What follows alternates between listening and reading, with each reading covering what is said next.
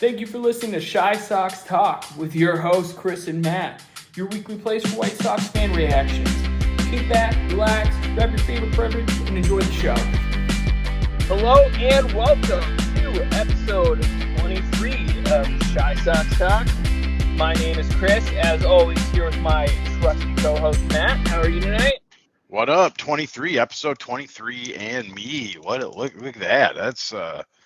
That's pretty crazy. That's almost half a year. Look at that. That is almost half a year. So, you know what? I'm proud of us. We stuck to it. We took a break. We took some breaks.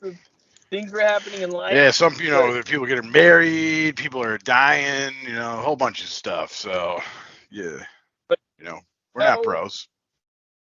You know who didn't die or get married? The White Sox. So, some might say that the White Sox have been reborn in a way. They might have turned a corner. That Minnesota series is so massive to the success of this team that they're alive. And they just beat them up real good. And you know what? If Lance Lynn didn't pitch like a 12-year-old middle schooler, they would have swept them, and they would only be one back. But we're three back.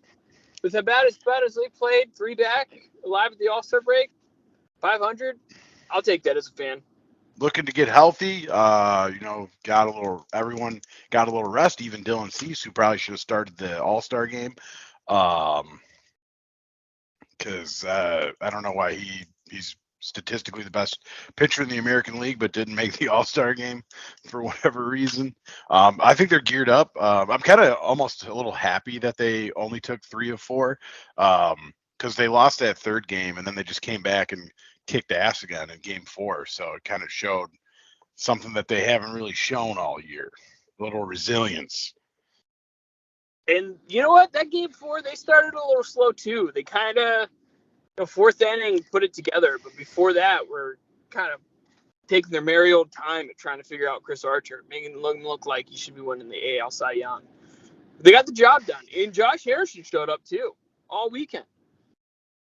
Josh Harrison has turned it on. So I thought he was a good pickup in the offseason, and he made me look like a fool. But now he is playing like he was supposed to. So maybe even better.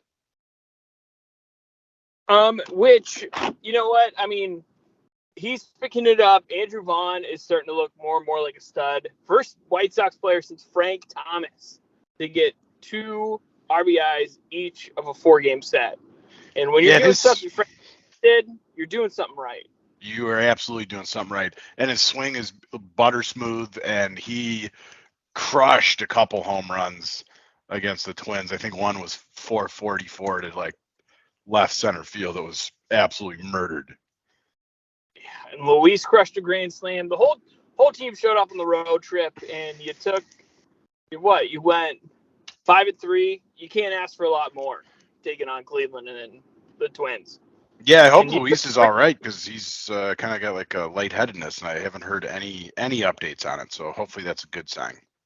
Hopefully he was really bad on his baseline concussion test, so now when he takes it, it's easier to pass. A little slick trick for all you young stuff. You want to get around in concussion? Do real bad on your baseline test. Yeah, don't do that, kids, but do that if you need to. That's a Blue Mountain State reference there for anybody who is younger than me, 20, 24, who wants to go ahead and check out that show. It's a gem. We got 2 big main questions in our Instagram DMs this past few weeks before we get into our first half player grades. First one is, after the Tony La Russa news broke, how do you feel about Tony returning next year? Do you think he's going to return next year? I'll let you kind of lead off with this. Hold on, what's the Tony La Russa news? I don't know if I heard that or not. It was announced that Tony La Russa will be finishing this season and back for next season for the Chicago White Sox.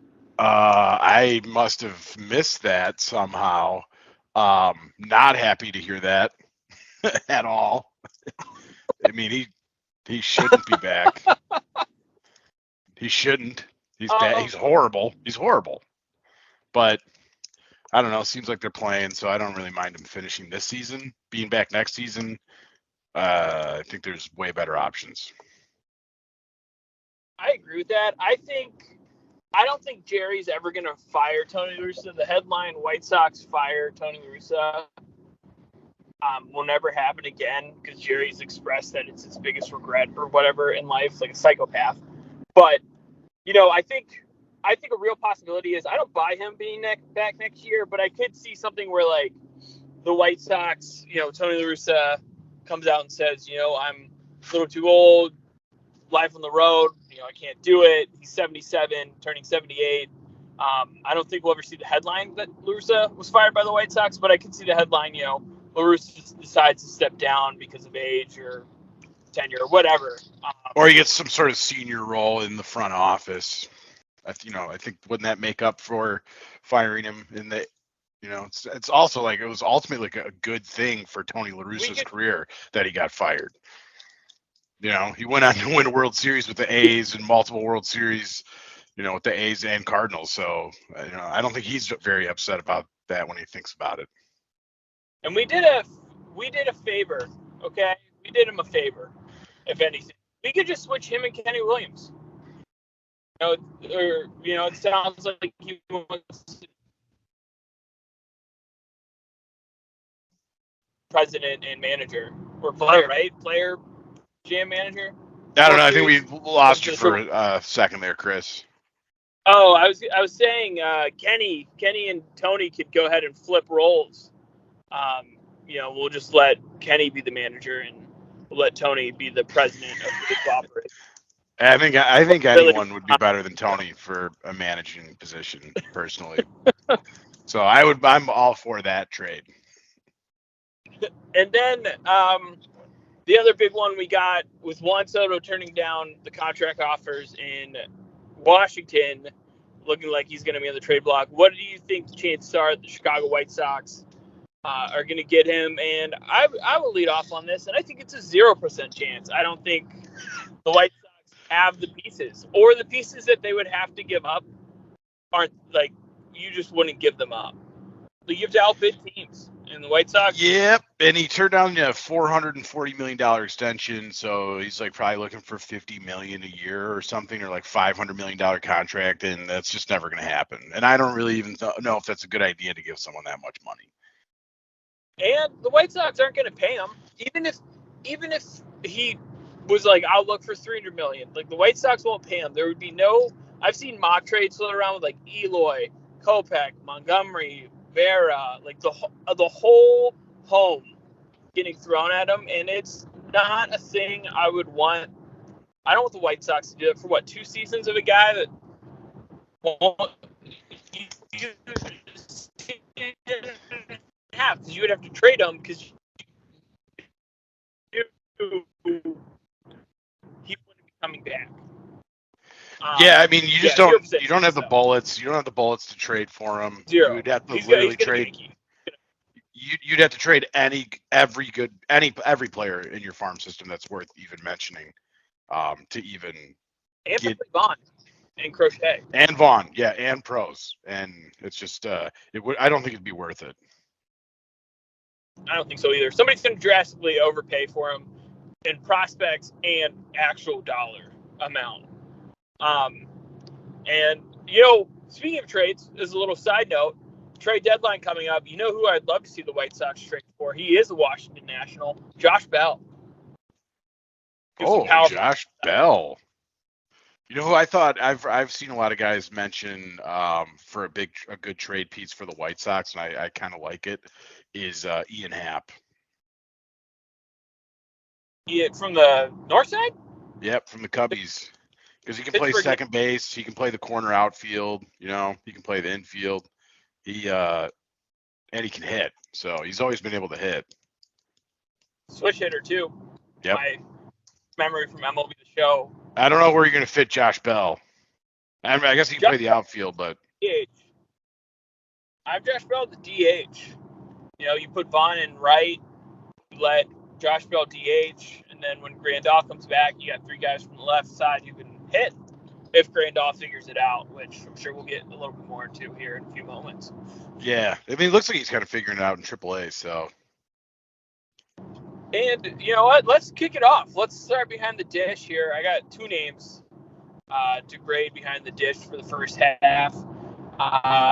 We'll start off with Yaz. What kind of grade would you give Yasmani for his first half performance? an F. Yeah, I was thinking maybe D-, keep him just out of it because it looked like he was figuring it out when he got hurt. But boy, was he was bad behind the dish and at the plate. Like, he just looked lost. Yeah, overall he was bad. I think maybe he thought he was healthier, and the White Sox thought he was healthier than he really was. And I think all that kind of caught up to him. And he was horrible. He was like the worst player in the majors. And, you know, it just, I think there was a guy who was worse than him on the team in the majors that will probably be the other big athlete. But if the White Sox are going to win, you need Yaz to at least be a C player, right? Like, I'm not outlandish for thinking that. Or you just at least need him to hit for power. You know, he can bat 200, but if he hits 30 home runs, that's what you need, because he had absolutely no power in the first half. And the second night behind the dish that we can kind of give a grade out to here, Reese McGuire from the left side here. I think I'd give Reese like a C- for expectations and everything. All right. Yep, I'd give him like a C as a backup catcher. As a starter, he's like a D level player, but as a backup, I'll give him a C. He's been good on D. He's been a good defender. He's thrown some guys out, you know. So he's all right. He can't hit lefties at all, but yeah, he's much better than Zach Collins. Yeah, that's the thing. Like, Zach Collins was awful. Zach Collins is so pitiful as a backup catcher, as a starting catcher. And you know what? White Sox won the trade. Call it right now, because Zach Collins is playing at Buffalo. He's not even in Toronto. Yeah, Zach Collins is not a major league player. It doesn't seem like. And I think this next guy that we're going to grade, will move up 90 feet the baseline here. Pretty easy grade, Jose Abreu. A+. Yeah, A+ guy. And he's having a career year without even having his best career month, which is and his chase rate is super low, like better than any time in his career. So he's just gotten so selective, and I really feel like, you know, once he started kind of taking a lot of pitches, a lot of the other guys started taking pitches, and he's kind of been, you know, the point man for everyone, kind of getting some better at bats. I saw a stat the other day. At one point in the first half of the year, he had double the average of pitches he was seeing per bat than just about anybody else on the team. And I think that's kind of contagious, right? Like, kind of, you see your captain doing that, everybody else kind of starts to figure it out. Because I don't think Frank Mendocino is doing anything to help any of these guys. Yeah, I don't know what he's doing. Yeah, man, but like, even just like when you're standing in the batter, or, you know, standing on deck, or in the, you know, on deck circle, or in the hole, like you can see those pitches, you know, like you're seeing the pitch sequencing and things like that, so you have more notes when more pitches are being thrown. Yeah, Jose A+. Possibly, I'll throw this out here right now. Dark horse MVP guy. He is a 994 OPS in August, and he isn't even in August yet. Like, he's on fire, and we're not even to his best month in baseball. Yeah, he also should have been an all-star. Yeah. Well, they don't play on the right side of Chicago, you know, but Wilson Contreras and Ian Happ are both, you know, all-stars, obviously. Yeah, Jose Abreu he has better numbers than the guys who made it, but whatever. Vlad, that's for sure. Vlad's been playing well below his weight class this year. Going up here, two guys to rank. We'll start with the easy one to rank. Leury Garcia. F. Awful. Can't believe they signed him to a 3-year deal. Bad glove, bad bat. and Tony plays him every goddamn day. That's what it is, right? Like, we are seeing what he is if he plays every single game. He is a well below average major league player. But when he doesn't play every day and you get him a game here and there, that 3-week stretch where they're doing that, he had a walk-off and, a couple of good games. He is what he is, and it is a spot starter coverage guy and should disappear when October hits. Yeah, he should. He just is playing way too much. Simple as that. I don't understand. I think you had a right theory a couple weeks ago when we kind of stopped seeing him play so much. Is somebody sat Tony down and was like, "Look, man, you gotta stop batting Leori in the leadoff spot. Right? He shouldn't even be in the 9 hole. The guy is yeah." And then, just getting the lefty-righty matchup doesn't matter if the guy who's batting lefty sucks. That's right. It's true, and that's kind of what you saw with another guy we'll get into in a little bit. Compared to another minor league, both are kind of fighting for at bats. But yeah, Leori, and he made 2 errors at the end of the Minnesota game. One, he just didn't touch the bag on a double play. Like, what are we doing here, folks? Yeah, he's rough. He's a rough player. And going to the other man playing second base, Josh Harrison. I got 2 grades. I got a split grade for this. Yeah, you kind of have to. He was so bad to start the season, just absolutely horrible. But he was hitting the ball kind of hard. And I think that's finally turned into hits, which we've been saying all season. White Sox are hitting the ball hard; those will eventually turn into hits. Seems like that happened for Josh Harrison, and that kind of is. And we've also the Sox have been lucky that the Guardians and the Twins also, haven't buried them, because they could have. If they were both really good teams, they could have buried the White Sox in the first half and made this All-Star break and the trade deadline just depressing for White Sox fans. And since they didn't bury him, these guys have been able to break out of slumps. So I think overall I'm going to give Josh Harrison a B, because his glove has been good the entire time and his bat's hot right now. Yeah, that's kind of my split grade. I think his defense is an A+. He is a top tier defender. That was kind of a C-, but he's figured it out. And I am happy we have him now. I thought he was going to be DFA'd. I'm glad they didn't DFA him. He whatever he needed to put together and kind of figure out, he did. And the White Sox now have a guy that they can plug in the 8 or 9 hole and flip the lineup over to Timmy. Absolutely. I agree. I love the way he's playing right now. And speaking of flipping the lineup to Timmy A here, Tim Anderson. I'm going to have to give him, since he's kind of been missed a little time with injuries, I'm going to give him a B, just a solid B. It's not his best work. I was thinking B+, injuries and a couple errors in the field. His defense some days just isn't clean. Just bad. But he is the spoon that stirs the drink for the White Sox. And, when he's hitting at the top of the lineup, it's now true. He's getting on base. Everybody's getting on base. All-star starter, Tim Anderson. And he was batting 360 before he got hurt. He came back and slumped pretty hard, but it looks like he's going to be back. He's hitting the ball opposite field hard again, instead of kind of just dribblers. He's not trying to pull anything, and I think he's back. And I think he'll be around 330, 340 batting average, around 20 home runs. He's your heart of the team, and I think he's back and ready to go. I do too. And whatever off-field issues he may or may not have had, I think are. I don't know about that. We haven't heard much about that since it originally came out. So. Maybe it's a mental thing that was messing with him when he came back from injury, and maybe he got over it.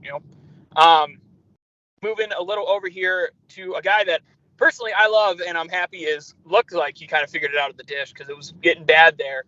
Our boy Yohan Moncada, the Cuban Missile. Yeah, he looks like he's kind of gotten it figured out. Maybe he came back a little early from the oblique thing, or was pressing because he missed time. But he seems like he's healthier. And he's hitting the ball a lot better. And he's been a great fielder the whole season. So you got to give him like a C because he's been pretty abysmal at the plate. Now, I'm going to give him a D actually because I actually have really high expectations for him as a player. And he has been just awful at the plate until very, very recently, last couple of weeks. So I'm going to give him a D. But I think my prediction is he will be an A player the rest of the season. I agree with that. I think, I had him to C- because his glove just plays every day. But, the dish, we had such high expectations for him. But in his last 9 games, he's batting like 323 and maybe, has put it together, whatever it is, because they need his power from the left side of the plate. So, yeah, and kind of the way I grade is like missing time with an injury is going to negatively affect your grade in on my scale. As it should. Man up and play. You heard you're injured. You either got an injury or an owie. Owie. And I think the White Sox have a lot of owies right now. Okay, it looks like Eloy might have an owie that needs to figure out. Speaking of Eloy Jimenez in left field, I've got to give Eloy like a D right now. I don't know. It's hard to degrade a guy with 20, 30 games played, whatever it might be, but like a D. Been injured a lot. Power hasn't really been there. He's had some clutch hitting though. I would give him a D also. Hasn't been great in the field. And another guy who's playing left field for the White Sox will kind of, unfortunately push by Eloy as much as I love the guy. And hopefully, he comes out in the second half crushing the ball. AJ Pollock. Mark him as a left fielder. Kind of what grade would you give AJ? So, he's a career, around 300 hitter, and that's what we traded for, or what the White Sox traded for, and you're not getting that. He's, batting 240 right now. So I think I have to give him, a D also. He also has not been great in the field. Yeah, I'm a little let down by the AJ Pollock trade, honestly. I think he's somebody that the White Sox need to play better than what he's shown to be. They traded for a guy who career, like you said, in the right around 300, a guy who's, has a lot of veteran leadership. Maybe he's a playoff play, right? Maybe he's somebody who, when the playoffs roll around and the White Sox, need a guy to show the boys how it's done, that happens. But until that happens, I don't see anything higher than a D or D plus for him. Yeah, and he's shown a lot of warning track power, and he basically single-handedly lost the opening day game, letting Javi Baez hit a home run that should have really just been easily caught by him. That is true because he had the worst jump ever. Yeah, he just jumped straight back into the wall. Oh, you replay this one? Not up, just straight back. Straight back, zero vertical, all back. Leading into somebody who has made some clutch catches for the White Sox is Luis Robert, but if I'm being honest, I'm giving Luis a C. He's batting 300 and he's an MVP level guy. I'm going to give him a B because he's been all right in the field. He's had some kind of blunders in the field, but I'll give him a B because he is batting 300, and it looks like the power is kind of coming back, especially when he hit that one from Minnesota all the way to Timbuktu, that grand slam. I think that is going to and I think we've said this about a lot of pivotal moments during the season, but I think you're going to look back at that one and be like, that is when the Sox blasted through their coffins in the ground pulled through the earth and pulled themselves out and are now reanimated and alive. Like that is going to be the play you look back on.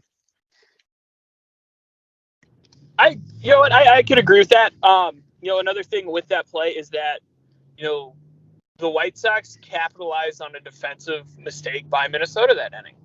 They got a defensive mistake by Minnesota, loaded up the bases, and took advantage of the situation.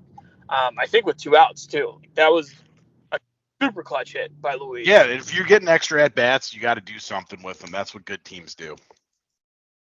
The one thing I would love to see Luis maybe break through for his MVP level play is sometimes in the field it just looks like, and maybe it's like having Gavin Sheets out there and knowing Gavin Sheets isn't a corner fielder, but it just looks at times like he's, I don't want to say disinterested because I don't think anybody at a pro level is disinterested in making a play, but it looks like he's just like a lack of communication or a lack of chemistry, maybe with the guy in the corner who was, in the right field, but just some balls it looks like it's like, was that his play? Was it the other guy's play? He looks like he's maybe a little lost. And you wonder how much of that is like the training staff too, because we know that the training staff has told them, some guys to, like, if it's a routine out, don't hustle down the first baseline. We don't want you to hurt your hamstring. And Luis is one of those guys who did hurt his hamstring. So you wonder how much of that is like they're telling him to kind of gear it down.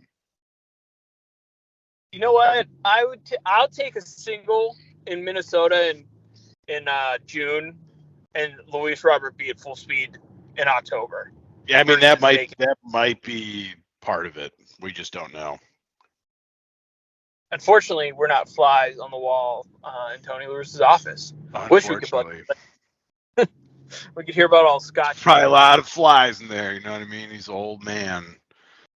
He's probably got like trash and stuff. He forgets about. Oh, that's my lunch. He's got a sandwich in there that's 3 months old. Oh, God. He's just eating head cheese and liverwurst sandwiches and like a pimento loaf. That's true. And then, to top it off, right field here, and I'm going to group both these guys as right fielders because it's where they play most of their games. We'll leave the best for last. Gavin Sheets goes first. Gavin, I don't know, C-. Haven't been impressed. I had really high hopes for him this year, but just I haven't seen it. From him. He hasn't shown the power, really. He's flashed it, but he hasn't shown the consistent ability to drive the ball, and that's what he's here for, and that's all he's here for. He's not here to field. He's not here to get on base. He's here to hit home runs, and so you got to give him a D because he's just hasn't shown the power. And I agree with that. He's not a right fielder. He's a DH. They put him in right field when Tony wants that lefty righty matchup, and he's not hitting the ball at the park. Perfect example was that Saturday game in Minnesota when it's the bottom of the second or top of the second. You got Jose on first, hitting a home run would be really big to kind of get the ball rolling, and he hits it to the track. I don't know if he needs a little bit more creatine, wink, but let's get something to get the ball over the fence because it's too frustrating watching it back with the guy over and over. Especially with that guy who's like the size of a left tackle in the NFL. Huge. He's like 6'4". Yeah, he's figured it out, Gavin. Monster. And then the last grade we can kind of give out here. We'll do the pitching staff next week. We got our boy Andrew Vaughn, man. A player, A- maybe. Yeah, I'll give him like a B. I'm going to give him a solid B because he just hasn't shown the power that I want to see out of him all season. And he kind of struggled a little bit. And he hasn't been great in the field. He's actually been very bad in the field when they do put him out there. And he doesn't belong out there, but I can only give him a B. Only a B? I mean, I hope to see that he is somebody. I mean, when they play at first base, his defense is, I think, top notch. But he's not a right fielder. I try to not to hold that against him when he's playing right field defense. But best hitter, one of the best hitters in the league. When you see somebody multiple times, you put him in the 2-hole. You let Tim get on. I think he's going to be drafted. Yeah, and with all these grades, I think these guys are going to be they're going to be better in the second half than they were in the first half, and I think they're going to be a lot better.